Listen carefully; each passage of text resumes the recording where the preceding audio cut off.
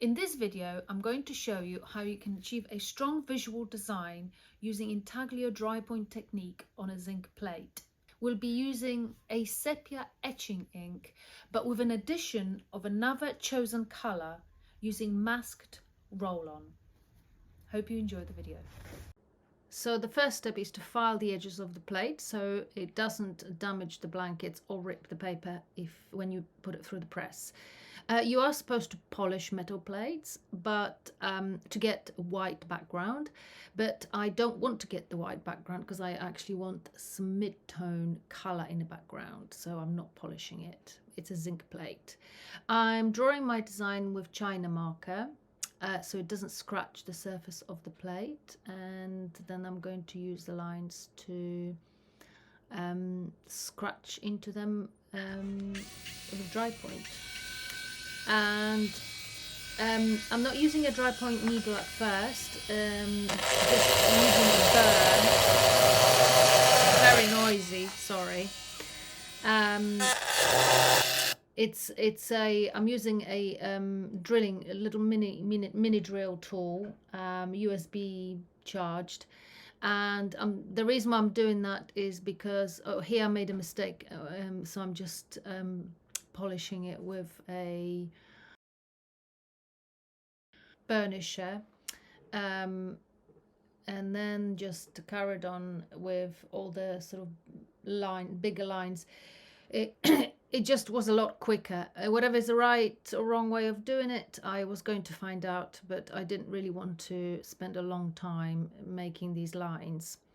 I do actually eventually switch to Drypoint tool when it comes to a bit more detail, as the little mini drill is can be difficult to handle when doing a bit more detailed work. So I'm just getting all the large lines done. Also, another really good thing about the mini drill is because it's so unpredictable, the lines are sort of a bit more fun and they're not so controlled. So by not being so controlled, I'm kind of making it, in my mind, a bit more interesting.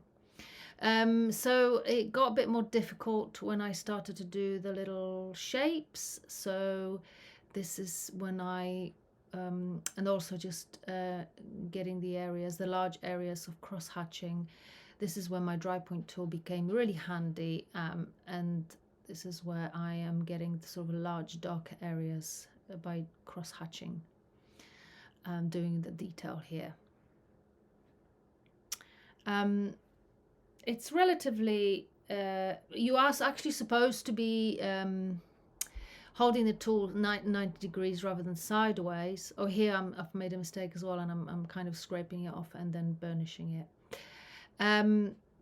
You are supposed to hold it 90 degrees to the plate because apparently it creates a better, more longer lasting line engraving. So but I am not really that fast. I'm just playing about, and it's just so much easier to do it at an angle, and also it creates a softer if you enjoy watching my videos and would like to help to support me to make more videos, you can do it in 3 ways. You can either like and subscribe, which is a great help already. You can become my channel member and get extra perks and extra content, as well as monthly meetups, by clicking on join button on my homepage of the channel, or you can do a super thanks on an individual video or donate to my channel. Thanks for watching. So this is a etching ink. I didn't dilute it, I just applied it with a card.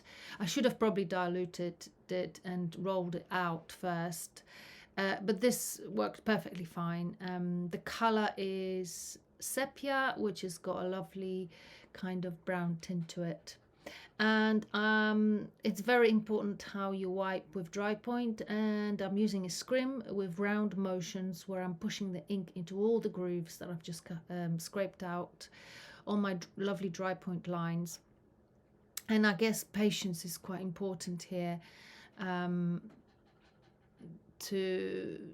for it to work. Don't be tempted to overwipe and sort of just do it really quickly and press too hard.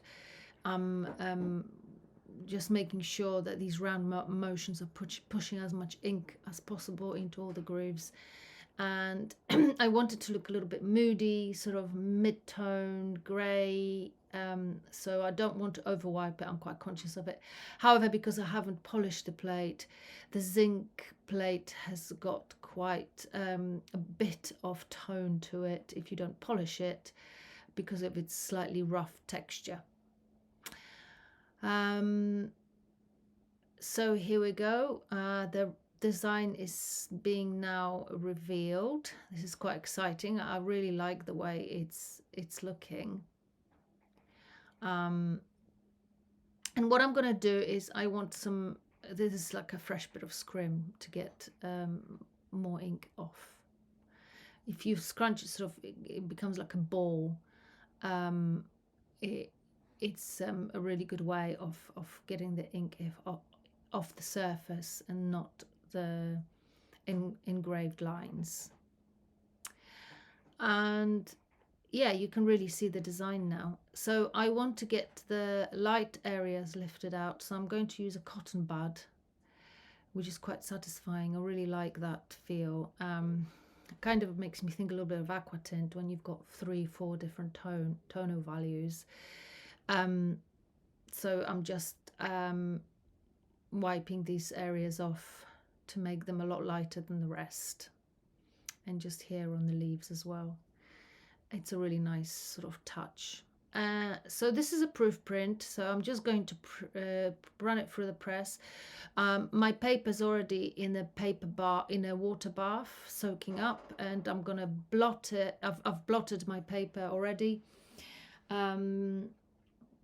with some kitchen towel, so it's not wet to touch, but it's damp, and that will ensure that the 300 GSM paper, which is quite fibrous, will stretch, the fibers in the paper will stretch and pick up all these engravings, the dry point lines. Right, so I'm just doing the final touches here and putting my plate on the press. This is a tabletop polymetal 35 H35 intaglio press. You can use it for relief printmaking as well if you adjust the settings. And this is my wet blotted paper, some newsprint on top to protect the blankets from getting wet. And here we go. I have just switched it around so you don't see my image upside down. It's a bit confusing, sorry, but it's important to see it the right way up. Here we go. It's a reverse image, of course. Yeah, quite happy with that. So I wanted to add some colour and just mixed up a bit of red with violet, and apparently the colour gets slightly altered because it reacts with the metal plate, but I decided to ignore that, and I wasn't really that bothered about the colour being altered slightly, so I decided to go for it and just roll the colour over the plate. It's been inked up again, of course. I've missed that bit out of here.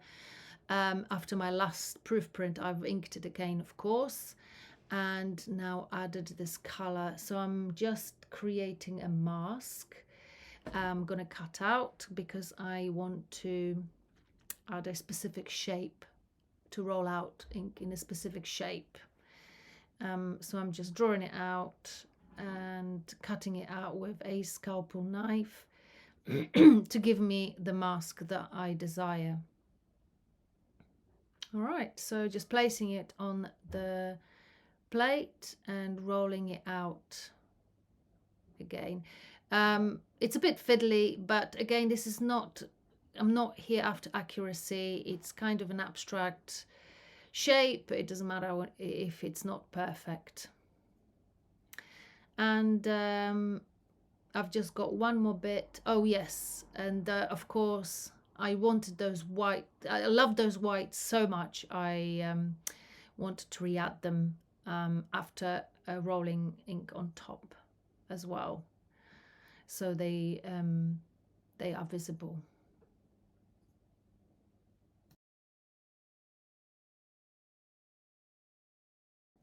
I'm hoping this plate will last me for quite a few prints, and I'm going to produce some different color variations and play about with some of the final prints. So once I was happy with re-adding some of the whites over the rollout, I'm just about to make another mask out of a bit of newspaper, and I'm going to do another shape in a minute in the middle as well. But yeah, I really like that shape on the left here, so I just wanted to make sure that I have some whites re-added to it. Yeah, it was really fun. Actually preparing, inking up the plate was just as fun as printing it. So the black and white print was quite good, but I do like adding another color to it. And just looking at the color, I mean, it doesn't seem to be affected too much by the metal. I'm sure it has a bit, but actually it's okay. I don't think it looks too bad. So I'm going to use this method again and roll out the color over the metal plate. So here we go. Unfortunately, my camera I didn't turn my camera on properly when I was printing it, so I can't show you a reveal process, but this is the print. Yeah, really super happy with it. So you can get zinc plates from your local art supplies. I will create all the links underneath the video where you can get all the stuff you need to do this little experiment, and I hope you have a go. Enjoy printmaking.